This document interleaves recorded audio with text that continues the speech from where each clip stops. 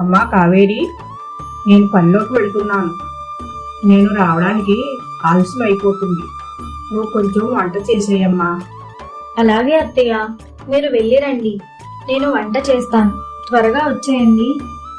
అలా కోడలికి వంట అప్పచెప్పి రమణమ్మ రోజూ పనిలోకి వెళ్ళిపోయేది. అందరిళ్ల దగ్గర పని చేసుకుని వచ్చేటప్పటికి రమణమ్మకి నీరసం వచ్చేది. అలా రోజూ పనికి వెళ్తూ ఆ వచ్చిన డబ్బులతో తన కుటుంబాన్ని పోషించుకుంటూ ఉండేది.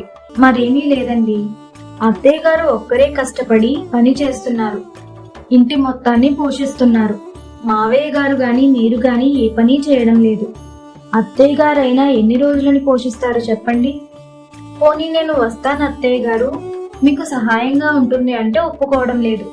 కనీసం మీరైనా ఏదో ఒక పని చేసుకోండి. అత్తయ్య గారికి చేదోడు వాదోడుగా ఉన్నట్టు ఉంటుంది. ఈ ఎండలకి నడిచి రావాలంటే చాలా కష్టమైపోతుంది. 5 ఏళ్ల కాడ పనిచేసి వచ్చేటప్పటికి తల ప్రాణం తోక్కొస్తుంది, ఓపుకంతా పోతుంది.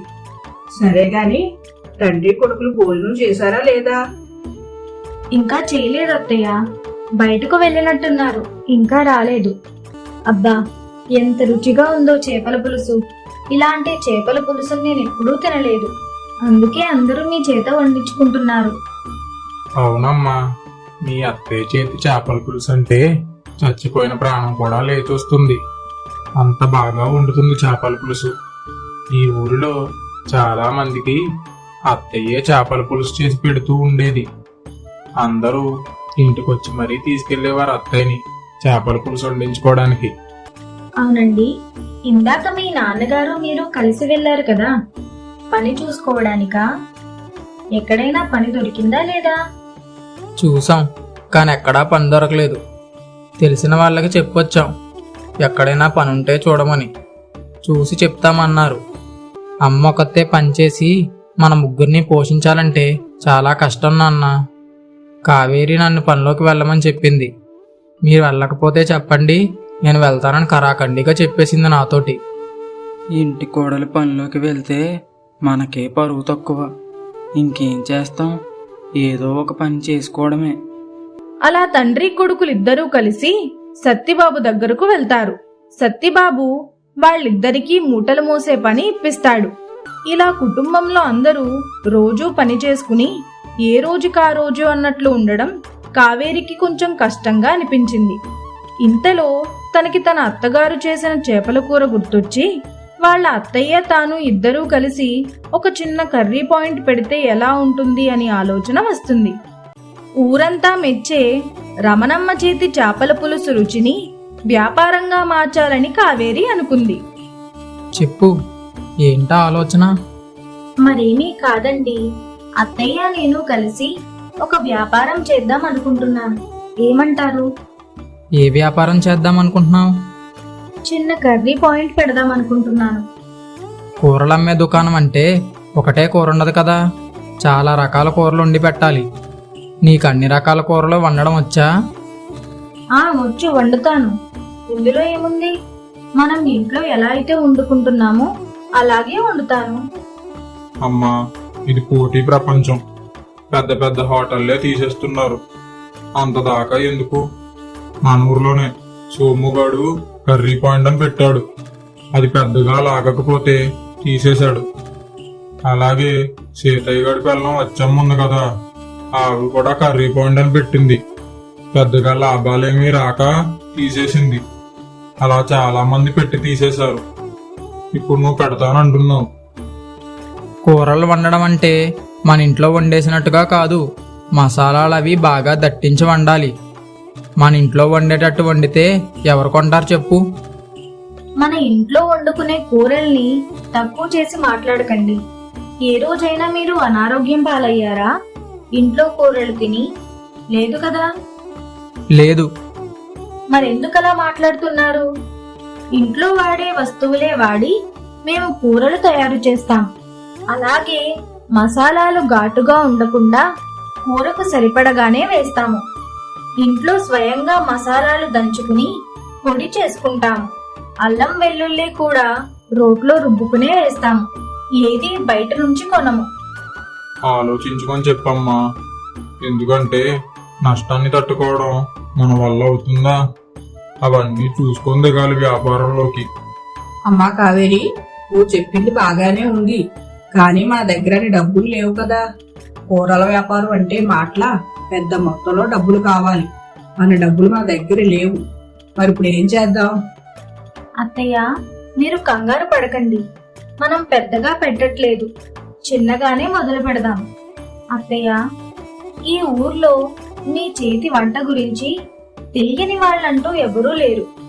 మీ చేతి చేపల పులుసు రుచి ఈ ఊరిలో అందరికీ తెలుసు. ఇప్పటికీ మీరు వెళ్ళి ఒక్కొక్కరికి చేపల పులుసు వండుతున్నారు కదా. అదేదో మన ఇంటి దగ్గరే వండి సొంతంగా అమ్ముకుంటామంతే. ఏమంటారు అత్తయ్య? నాకు ఇది బాగానే అనిపిస్తుంది. సరే, చిన్నగానే మొదలు పెడదాం. నీ మాట ఎందుకు కాదనాలి? అంతా బాగానే ఉంది. మీరు వండే కూరలన్నీ ఎక్కడికి తీసుకెళ్ళి అమ్ముతారు? అమ్మే జాగా కూడా చూసుకోవాలి కదా. చిన్న బండి లాంటిది తయారు చేయించుకున్నాం. బండి అయితే ఇంటి దగ్గరే వండుకుని కూరలన్నీ బండిలో పెట్టుకుని తీసుకుని వెళ్ళడానికి వీలుగా ఉంటుంది. అవును, బండి అయితే చాలా బాగుంటుంది. కూరలన్నీ పట్టుకెళ్ళడానికి వీలుగా కూడా ఉంటుంది. అలాగే మనకి తక్కువ ఖర్చుతో అయిపోతుంది. ఉండండి, బ్రహ్మాన్ని కబురు పెడతాను బండి తయారు చేయించడానికి. అలా బండి తయారు చేయించుకుని ఇంట్లోనే రమణమ్మ కావేరి ఇద్దరూ కలిసి అన్ని రకాల కూరలు రుచిగా వండడం మొదలు పెడతారు.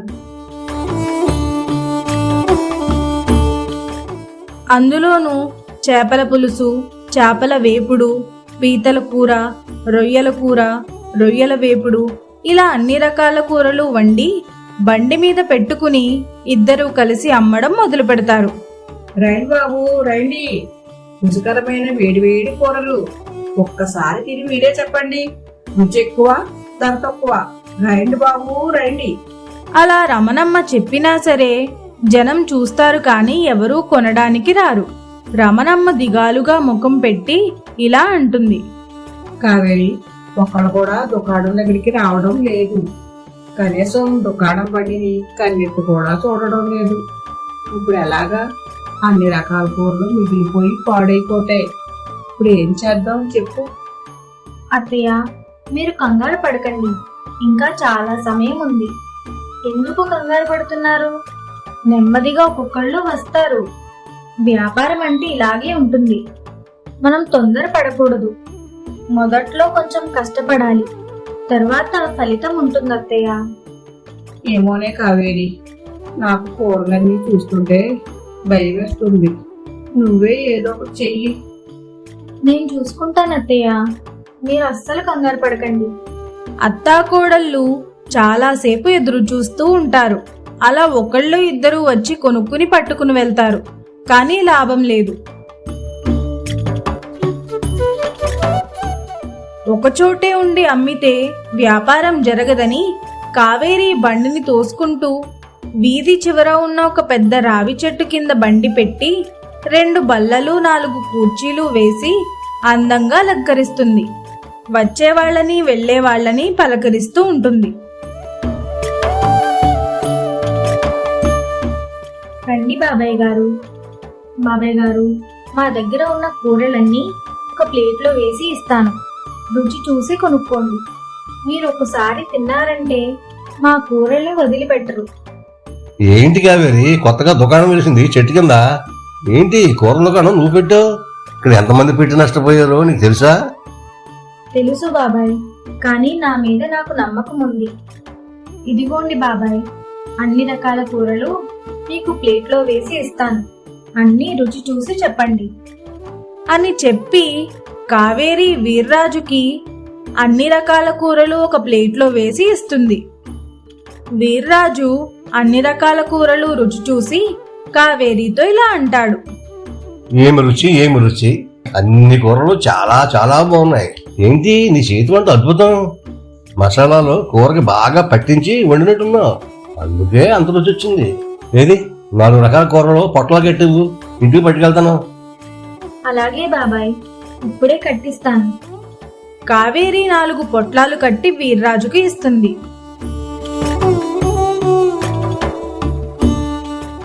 అలా కావేరి రమణమ్మ వెళ్లి వచ్చే వాళ్ళని పిలుస్తూ కూరలు అమ్మడం మొదలు పెడతారు.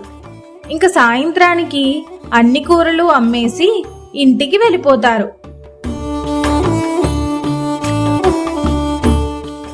మరుసటి రోజు ఉదయాన్నే అత్తాకోడళ్ళు ఇలా అనుకుంటారు. కావేరి, ఈ రోజుకి దుకాణం వెయ్యొద్దు. నిన్న కూరలన్నీ అమ్మేసరికి తల ప్రాణం తోకొచ్చిందే. ఎలాగో అమ్మేశాం నిన్న. మళ్ళీ ఈ రోజు కూడా అన్ని రకాల కూరలు వండి పాడు చేసుకోవడం ఎందుకు చెప్పు? అదేమిటి అత్తయ్య అలా అంటున్నారు? ఈ రోజు కూడా వండుకుని పట్టుకుని వెళ్దాం, కానీ కాస్త తక్కువ వండుకుందాం. నిన్న పెట్టి ఈ రోజు మానేస్తే చూసేవాళ్ళు ఏమనుకుంటారు? ఒక రోజు పెట్టి తీసేశారా అనుకుంటారు. అలా కాకుండా రోజు పెట్టామనుకో వచ్చేవాళ్ళు వస్తూ ఉంటారు. అలవాటు అవుతుంది అందరికీ. ఈ రోజు తక్కువే వండుకుని వెళ్దాం అత్తయ్య. సరే, నీ ఇష్టం. ఆ రోజు అత్తాకోడళ్ళిద్దరూ తక్కువ కూరలే వండి తీసుకుని వెళ్తారు. జనాలు వస్తూ కొనుక్కుని వెళ్తూ ఉంటారు. అలా రోజురోజుకి జనం పెరగసాగారు. ఆ ఊరిలో అందరికీ కూరల దుకాణం గురించి తెలుస్తుంది.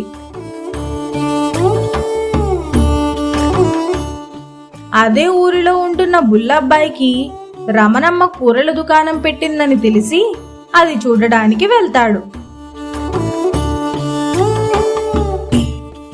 రైలు బుల్లబ్బాయి గారు, చానాళ్ళకి మా దుకాణం వైపు వచ్చారు. బాగున్నారా? ఏదో 4 ఇళ్ల కాడ చేయలేక ఇలా దుకాణం పెట్టుకున్నానయ్యా. కూర్చోండి.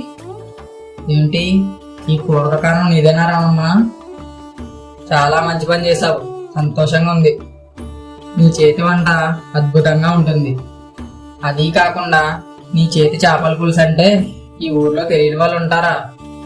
ఇంకా మాకు ఎప్పుడు చేపల పులుసు కావాలన్నా నీ దగ్గరకు వచ్చి కొనుక్కొని పట్టుకెళ్తాం. ఏదో మీ అభిమానం అయ్యా. మాదొక చిన్న కోరిక అయ్యా. మీరు ఈ ఊరు పెద్ద మనుషులు కదా, మాకు కొంచెం ఇక్కడ దుకాణం పెట్టుకోవడానికి అనుమతి ఇవ్వండి.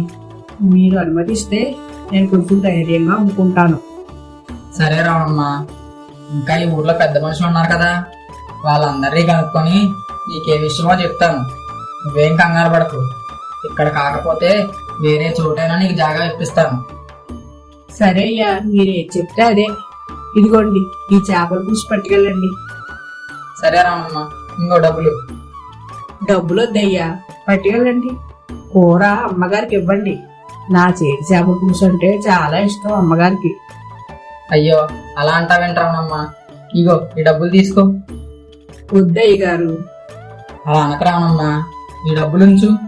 నీకేమన్నా ఊరికనే వస్తున్నాయా నేను తేరగా పట్టుకెళ్ళడానికి? ఉంచే డబ్బులు. అలా బుల్లబ్బాయి డబ్బులు ఇచ్చేసి వెళ్ళిపోతాడు. తర్వాత రోజు బుల్లబ్బాయి ఆ ఊరు పెద్ద మనుషులతో కలిసి మాట్లాడతాడు. కానీ పెద్ద మనుషుల్లో ఒకడైన విష్ణు శర్మ మాత్రం ఒప్పుకోడు. ఎందుకంటే అదే ఊరిలో ఆయనకి ఒక హోటల్ ఉంది. రమణమ్మకు జాగా ఇస్తే తనకి ఎక్కడ నష్టం వస్తుందో అని అనుకుని ఇలా అంటాడు. అది అలాగేస్తాం బుల్లబ్బాయి గారు, అది ఊరు స్థలం. దీనికి మేము ఒప్పుకోం. మీరందరూ అలా చూస్తారండి, చెప్పండి. అవును బుల్లబ్బాయి గారు, అక్కడ పెడతాకి వీల్లేదు. ఇంకా బుల్లబ్బాయి ఏమీ చెయ్యలేక రమణమ్మ దగ్గరకు వెళ్లి ఇలా అంటాడు. రమణమ్మ, నేను పెద్ద మనుషుల్ని అడిగి చూశాను, కానీ వాళ్ళెవ్వరూ మీరు ఇక్కడ పెట్టుకోవడానికి ఒప్పుకోవట్లేదు. మరి ఇప్పుడు మేము ఎక్కడ పెట్టుకోమయ్యా దుకాణం? బయట ఎక్కడైనా దుకాణం అద్దెకు తీసుకుందామన్నా మాకు అంత స్తోమత లేదు. నువ్వేం కంగారు పడక రమణమ్మ, నా కాంప్లెక్స్ లో ఒక దుకాణం ఖాళీగానే ఉంది. ప్రస్తుతానికి అందులో పెట్టుకో. అయ్యా, మాకు ఇప్పుడు దుకాణం తీసుకుని అద్దె కట్టే అంత స్తోమత లేదయ్యా. మీకు తెలిసిందే కదా. నువ్వేం ఆలోచించక రమణమ్మ, నీ దగ్గర డబ్బులున్నప్పుడే నాకు అద్దె ఇవ్వు, సరేనా? అయ్యా, నా వల్ల మీకు ఎందుకు అంత శ్రమ? దీనిలో శ్రమ ఏముంది? ఏదో నేను చేయగలిగిన సాయం అని చెప్పి బుల్లబ్బాయి అక్కడి నుంచి వెళ్ళిపోతాడు. రమణమ్మ ఇంటికి వెళ్లి జరిగిందంతా ఇంట్లో వాళ్ళకి చెప్తుంది. అలా వాళ్ళు తోపుడు బండి నుంచి దుకాణంలోకి మారతారు. వాళ్ళకి మొదట్లో కొంచెం కష్టంగా అనిపించినా తరువాత వ్యాపారం బాగానే సాగింది. అలా 2 నెలల తరువాత బుల్లబ్బాయికి అద్దె కూడా ఇచ్చేస్తారు. అలా మెల్లగా వాళ్ళ వ్యాపారం అభివృద్ధి చేసుకుంటారు. బాధ్యతను ఇంకొకరి మీద నెట్టేస్తే జీవితం ఎప్పటికీ మారదు.